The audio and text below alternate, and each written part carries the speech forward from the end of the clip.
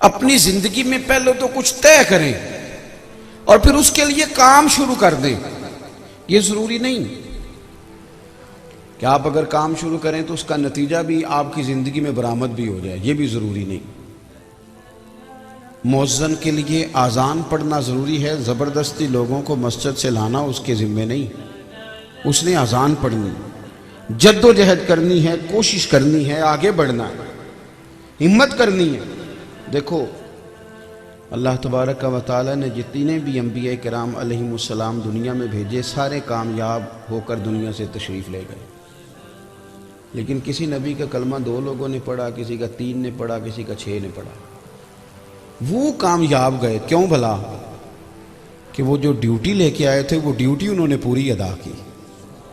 باقی دل پھیرنا تو اللہ کے دستے قدرت میں ہے، لیکن وہ جو ڈیوٹی ان کے ذمے تھی وہ ڈیوٹی انہوں نے کی. ہمارے ہاں کچھ لوگ کہتے ہیں نتیجہ، ایک بادشاہ تھا تو اس نے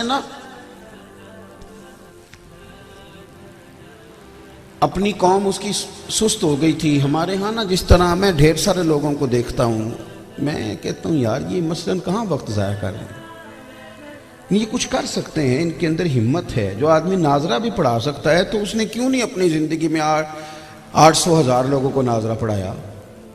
جو حفظ کرا سکتا ہے تو اس نے کیوں نہیں کرایا؟ جو گاڑی چلانے کا طریقہ بتا سکتا تھا اس نے ہزاروں لوگوں کو کیوں نہیں بتایا؟ جو کسی کو غلط جگہ سے روک سکتا تھا اس نے کیوں نہیں روکا؟ اگر قوم اپنی اپنی ڈیوٹی کرے تو یہ جو ہم روز مایوسیوں کی دلدل کی طرف جاتے ہیں اس سے نکل آئیں. لیکن سستی ہے، وہ لیٹے ہوئے آرام کر رہے ہیں، فلاں کیوں نہیں کر رہا، فلاں کیوں نہیں کر رہا. بادشاہ کی قوم ساری سست ہونے لگی. اس نے ارادہ کیا کسی طریقے سے انہیں جگاؤں.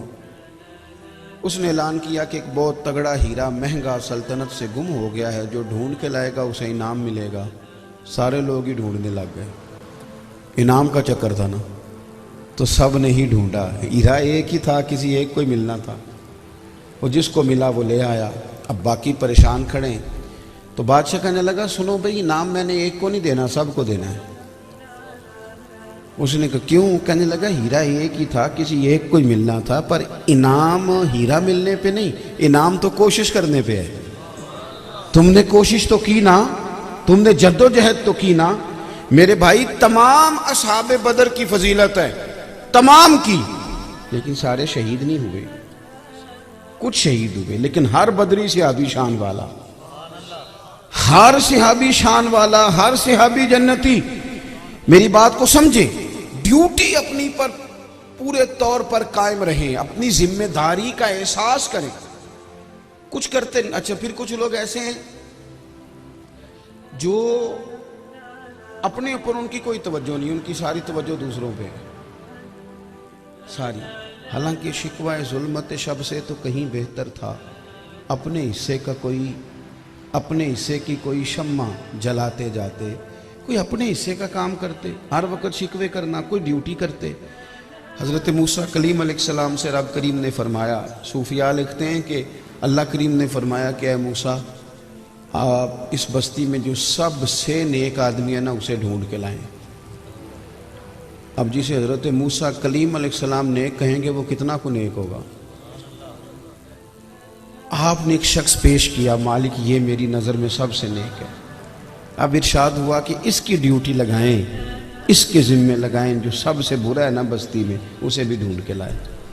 میرا خیال ہے میرے اور آپ کے ذمے یہ کام لگنا چاہیے تھا.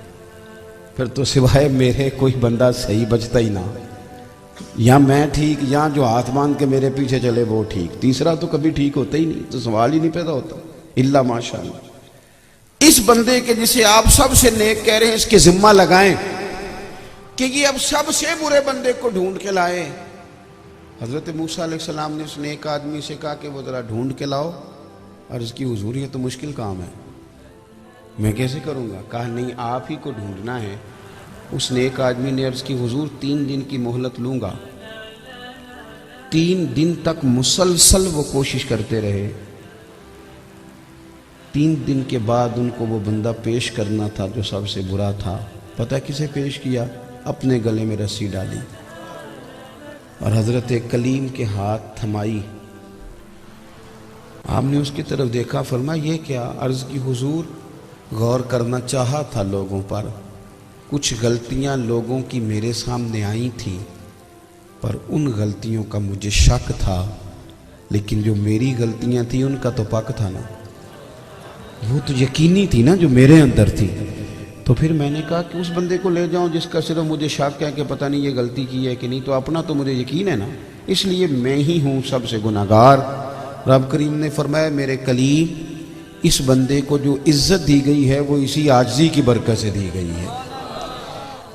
ہمارا سارا خیال دوسروں پہ ہے، اپنی زندگی میں کچھ کام کریں۔ آپ کو پتہ ہے ہمارے بزرگوں نے کیا کیا؟ حضرت امام بخاری رحمۃ اللہ تعالیٰ علیہ نے نا احادیث جمع کی، دور دراز کا سفر کیا، محنت کی، کوشش کی، پھر ان کی اسناد پر گفتگو کی، پھر وہ ساری چیزیں ایک جگہ جمع کر کے ہمیں دے دیں۔ یہ کام انہوں نے ہمارا آسان کر دیا۔ اب ہمیں ایک حدیث تلاش کرنے کے لیے سمرقند نہیں جانا پڑے گا، بخارا نہیں جانا پڑے گا، حرمین نہیں جانا پڑے گا، ہمارے پاس کتاب میں وہ چیزیں محفوظ ہیں۔ اتنا تو کریں نا، اسے کھول کے پڑھ لیں، اس سے اپنے حصے کی خیر حاصل کریں۔ بڑا کام وہ ہمارے لیے آسان کر گئے، لیکن جیسے جیسے وقت گزرتا جا رہا ہے اگلی نسل سست سے سست ہوتی جا رہی ہے، کچھ کرنے کو تیار نہیں، جد و جہد کا ارادہ نہیں، کوئی مقصد نہیں، کوئی پروگرام نہیں، کچھ طے نہیں کیا، اور الٹا پوچھتے ہیں۔ مجھ سے ایک جوان نے پوچھا، کہنے لگا کوئی سمجھ نہیں آتی، نمبر بھی بڑے اچھے لیے، جاب بھی بڑی اچھی مل گئی، کوئی مقصدیت کا نہیں پتہ کرنا کیا ہے۔ میں نے کہا اصل میں غور نہیں نا آپ کرتے۔ میں نے کہا چلو کوئی حدیث تو آپ کو آتی ہوگی، کوئی کو سنائیں۔ کہنے لگا ایک میں نے بڑی شوق سے یاد کی تھی، ہمارے اسکول کے کورس کی کتابوں میں حدیث لکھی تھی کہ تم میں سے بہتر وہ ہے جو دوسروں کے حق میں بہتر ہے۔ تو میں نے کہا یار اسے ہی مقصد بنا لے، تو ارادہ کرنا میں نے اپنے استادوں کے حق میں بہتر بننا ہے، میں نے اپنے ماں باپ کے حق میں بہتر بننا ہے، میں نے اپنے بہن بھائیوں کے حق میں بہتر ثابت ہونا ہے۔ میں نے یہ نہیں کہنا کہ پڑوسی مجھے کیا نفع دیتے ہیں، یہ سوچنا ہے کہ میں ان کا کیا فائدہ کر سکتا ہوں۔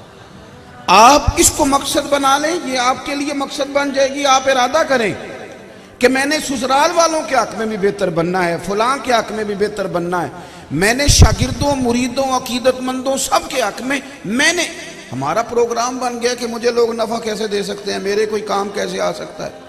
ہمیں حضور نے مقصد دیا کہ تم یہ مقصد بنا لو کہ تم کس طرح کسی کے کام آ سکتے ہو، تم کس طرح کسی کی خدمت کر سکتے ہو، تم کس طرح کسی کو چیزوں کو طے کر سکتے ہو، کوئی مقصدیت ہو، پھر اس کے لیے جد و جہد ہو تو وہ بھی صحیح والی ہو، صحیح والی ہو، یعنی کوشش والی ہو۔ میں کہہ چکا ہوں کہ یہ ضروری نہیں کہ نتیجہ سویرے نکلے، یہ ضروری توجہ ہے میری بات پر۔ درویش کہتے ہیں کہ ایک علاقے میں کوئی بیماری بار بار پھیلتی تھی، اس کا علاج جس جڑی بوٹی میں تھا وہ بڑے اوپر 5-7 پہاڑ اوپر سے اوپر چڑھنا پڑتا تھا، تو وہاں وہ جڑی بوٹی تھی، کوئی آدمی جا ہی نہیں پاتا تھا۔ پہلے پہاڑ پہ لوگ چڑھتے تو ڈھلان اس طرح کی تھی کہ پھسل جاتے، کوئی جا ہی نہیں پاتا تھا۔ ایک شخص نے ارادہ کیا میں جاتا ہوں، اور گیا، وہ اس طرح کے ہتھوڑا لے لیا، کدال لے لیا، جو لوہا کاٹنے کے اوزار تھے وہ لے لیے، پہلے پہاڑ پہ چڑھا، 2-1 دفعہ پھسلا، پھر اس نے نا وہ ہتھوڑا چلانا شروع کیا اور پہاڑ توڑنا شروع کیا۔ ایک پورا پہاڑ توڑ کے اکیلے بندے نے سیڑھیاں بنا دی۔ اب اس پہ بڑے سالوں لگ گئے، ایک آدمی تھا لیکن لگا رہا لگن سے۔ اب دوسرے پہاڑ پہ گیا، اسے بھی توڑا، سالوں لگ گئے، تیسرا، چوتھا، 4 پہاڑ توڑ سکا تھا کہ عمر ڈھل گئی، وقت آخری آ گیا۔ اب وہ جب آخری وقت آ گیا تو 4 پہاڑ کاٹ چکا تھا، وہاں تک سیڑھیاں تھی، لوگ آتے جاتے تھے، لوگ اس کے قریب آئے، تو ایک شخص نے کہا کیا ملا تجھے؟ پہنچ تو پھر بھی نہیں سکا، 3 تو پہاڑ ابھی بھی باقی ہیں، یا 2 تو ابھی بھی باقی ہیں، 3 تو نے کاٹے، سیڑھیاں بنائی، اور 4 تو نے کاٹے، تو تیرا وقت آ گیا۔ اس نے کہا تم سمجھے نہیں، میں بڑا کامیاب ہوا ہوں، میں نے نا آدھے سے زیادہ سفر آسان کر دیا ہے، اب جو میرے بعد سفر شروع کرے گا وہ 5ویں سے شروع کرے گا۔ میں نے آدھے سے زیادہ لوگوں کا سفر، وہ کسی کا آدھا سفر ہی یار آسان کر دے، کسی کا تھوڑا سا سفر ہی آسان کر دے، کچھ تو لوگوں کو مشکلات سے نکالنے کی جدوجہد کریں، کوئی تو ارادہ کریں۔